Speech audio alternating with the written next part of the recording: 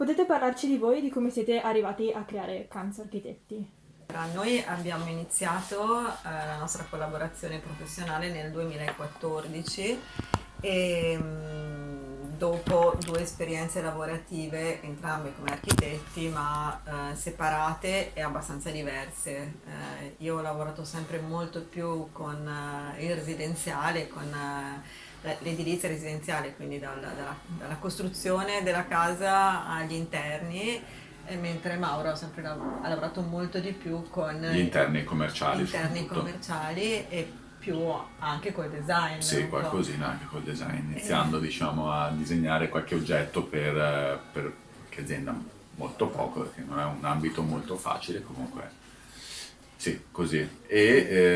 Dopodiché ci siamo conosciuti, no, anzi, no, sto sbagliando, sei già Sono quando già abbiamo due- fatto Canz. Nel 2014 ci conoscevamo già, lavoravamo separatamente, abbiamo deciso di iniziare, di aprire lo studio insieme e lì nasce Canz Architetti, dove abbiamo continuato a fare architettura sia residenziale che commerciale e abbiamo iniziato insieme a fare product design, quindi a proprio lavorare sul design e a cominciare a creare da subito, quindi non lavorare per aziende e per altri, ma una produzione nostra che nel tempo, dopo 2 o 3 anni, è diventata un marchio che è il marchio Canz.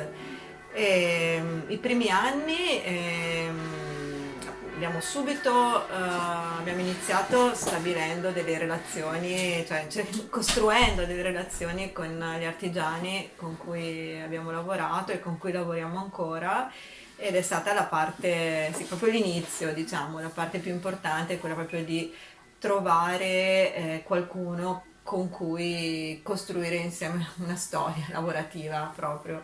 E, una volta partiti con questo, noi diciamo di progetti nel cassetto, di idee ne avevamo molte, per cui la produzione è iniziata abbastanza speditamente, Sì. più di quello Avevamo, che avevamo degli credevamo. oggetti che già avevamo disegnato per degli interni, quindi sì. Sapevamo, insomma, avevamo già idea di cosa volevamo fare, come volevamo lavorare, per cui insomma la parte più impegnativa iniziale è stata proprio trovare artigiani di fiducia con cui collaborare e diciamo che dopo 2 o 3 anni avevamo una buona produzione che già cominciavamo a vendere attraverso siti internet, attraverso bookshop, attraverso altri negozi, tutto ciò sempre affiancato al nostro lavoro di architetti professionisti.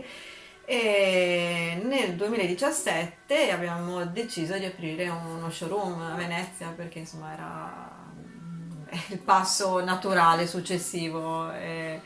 E quindi è nato questo spazio nel 2017, è stato il nostro primo esperimento di vendita diretta, di contatto diretto col pubblico, il che è molto utile, è molto bello, si capisce subito se un oggetto funziona per il pubblico, perché molto spesso un oggetto che noi abbiamo amato molto o che comunque è rimasto magari un'icona per noi della nostra produzione, difficilmente piace molto, ma è più difficilmente vendibile di un oggetto in cui magari inizialmente avevamo creduto poco e invece il pubblico ci dà una risposta immediata. Quindi il rapporto col pubblico è importantissimo Perché danno idee a volte. e molto Danno delle spesso idee danno idee interessanti. perché entrano, chiedono delle cose, questa cosa non ce l'abbiamo, e dicono, "Ah, però effettivamente ci sarebbe bisogno anche di questo." E quindi diciamo noi nasciamo in questo modo. E i vostri lavori parlano di storie e di tradizioni, in che misura il passato influenza i vostri progetti, se ci sono state storie che vi hanno particolarmente affascinato, appassionato.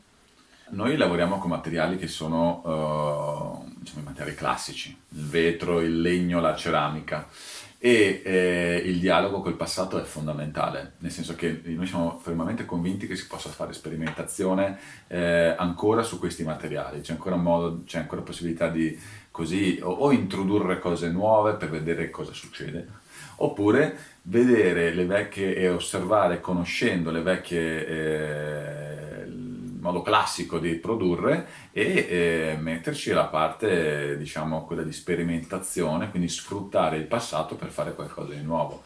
è una cosa che è la parte più stimolante del lavoro. Come diceva Antonella, il fatto che si segua, che si vada a parlare con l'artigiano e molte volte si stia là a fianco, specialmente con quello del vetro, mentre si lavora, diciamo che è la parte più stimolante.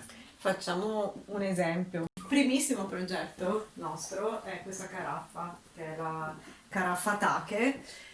Questa caraffa è nata proprio lì dall'artigiano, perché noi vedevamo che c'erano questi tubi buttati, questi tubi in vetro buttati tra gli scarti, e venivano saldati insieme questi tubi, per occupare anche meno spazio all'interno dell'officina, cioè del laboratorio dell'artigiano.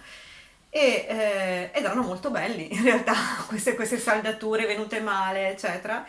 Per Erano cui tutte altezze ad diverse, però. altezze diverse, quindi c'erano questi tubi tutti saldati dove nella saldatura si creava un rigonfiamento nel tubo di vetro, per cui abbiamo pensato di utilizzare l'idea di questo tubo, che in realtà in questo caso non è saldato, è un tubo unico che viene scaldato in un punto e poi compresso in modo che si crei questo rigonfiamento, per dargli un motivo sembra una canna di bambù, infatti è anche tagliato come una, Volutamente.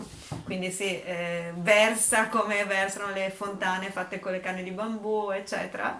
Quindi ha un motivo, diversi motivi di storia, il motivo tecnico visto sul posto, l'idea della canna di bambù e della fontana, l'idea del taglio, e un motivo funzionale, perché questo diventa un modo per prenderla, per non far scivolare il vetro, soprattutto quando contiene magari un liquido freddo che crea la condensa esternamente.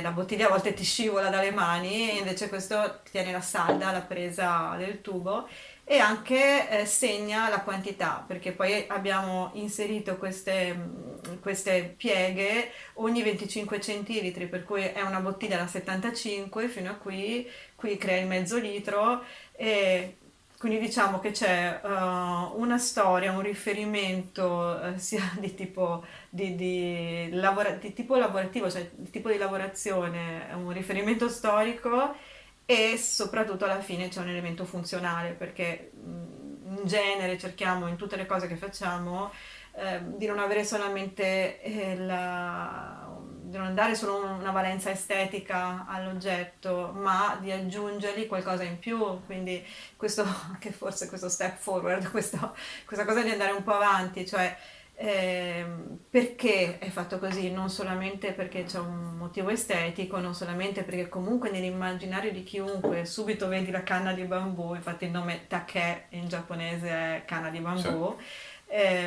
ma è molto, molto maneggevole, molto Non fa la goccia non di fa la ritorno. goccia, il taglio è perfetto, quindi cercare di aggiungergli anche Dettagli che sono quelli che dettagli fanno il bel progetto, diciamo. Bel progetto nel senso di fatto bene. fatto Ecco. bene, quindi piacevole anche da utilizzare, non solo da tenerli come...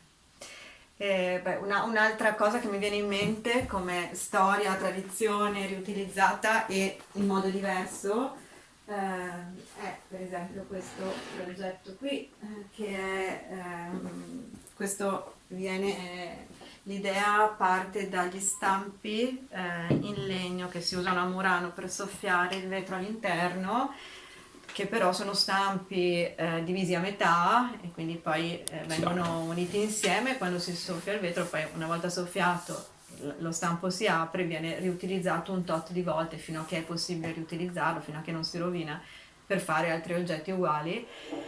E noi abbiamo ripreso quest'idea, però ci piaceva che lo stampo diventasse in realtà parte dell'oggetto, e il modo in cui lo stampo stesso si rovina, si affumica, si brucia, si distrugge, si spacca, si rompe, fa parte dell'oggetto finale, e quindi si riprende una tecnica tradizionale, però facendola diventare un'altra cosa, facendola diventare un altro oggetto. Perché comunque qua abbiamo soffiato del vetro a 1200 gradi e quindi non sapevamo cosa potesse succedere. Oddio, potevamo immaginarci chiaramente che il legno bruciasse, facesse fumo e quant'altro. Però insomma è stato un esperimento con dei materiali, diciamo che è una tecnica abbastanza ormai confermata, diciamo, ecco, da questo punto di vista.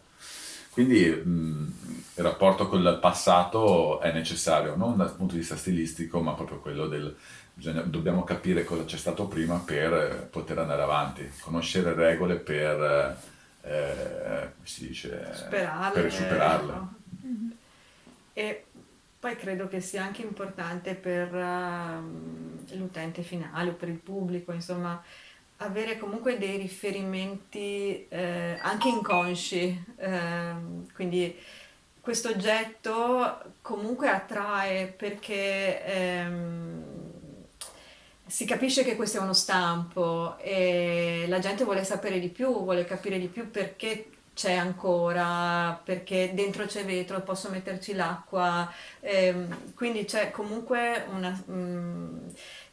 come dire, nella memoria storica di chiunque questo oggetto ha un senso, anche se perché si capisce in qualche maniera che cos'è, ma se ne vuole sapere qualcosina in più perché comunque è diverso da lo stesso per questo, cioè molte volte i nostri oggetti richiamano, fanno risuonare qualcosa dentro, non so come dire. E questa edizione della Venice Design Week ha come titolo Design a Step Forward, quindi design un passo avanti. Che significato ha per voi, per i vostri progetti, questo tema? Eh, no, intanto è un bellissimo tema. Quello di guardare avanti, di fare un passo avanti, di sfidarsi un pochino, andare oltre. È un po' come quello che si diceva prima, cioè andare oltre le regole, che sono quelle della progettazione, chiaramente in questo caso, è una cosa che, diciamo che la descrive bene, ma è una cosa che si deve fare, Sì. assolutamente, non ne siamo convinti.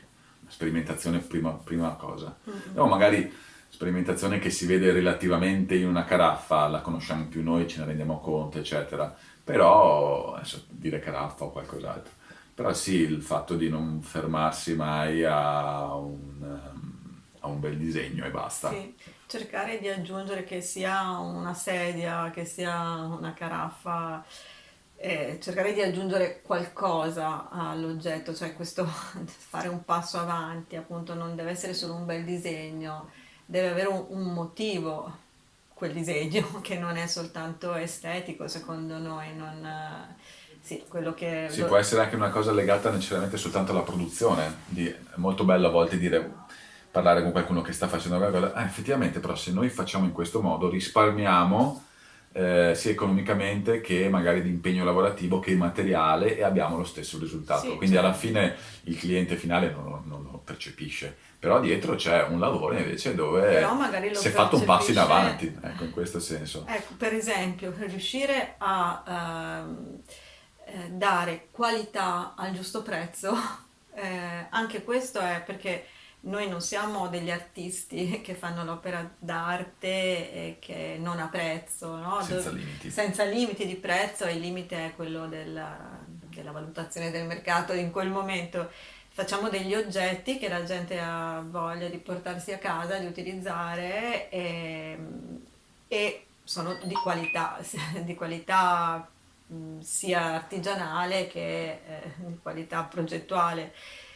Riuscire a fare questo dando appunto il giusto prezzo, la possibilità a chiunque di potersi permettere di poter acquistare qualcosa che abbia veramente una gran qualità, non è facile, è molto molto difficile perché è facile che il prezzo sfugga di mano perché basta quel dettaglio in più, quella lavorazione in più che sembra niente ma che fa aumentare molto il tempo di produzione o lo scarto e quindi fa parte il progetto, questa parte è molto importante nella progettazione, quindi anche l'esperienza insieme all'artigiano aiuta anche a Assolutamente. progettare a monte qualcosa che abbia un senso anche dal punto di vista economico. Perfetto, grazie Ecco, mille, gentilissimi. Grazie a figurati. voi.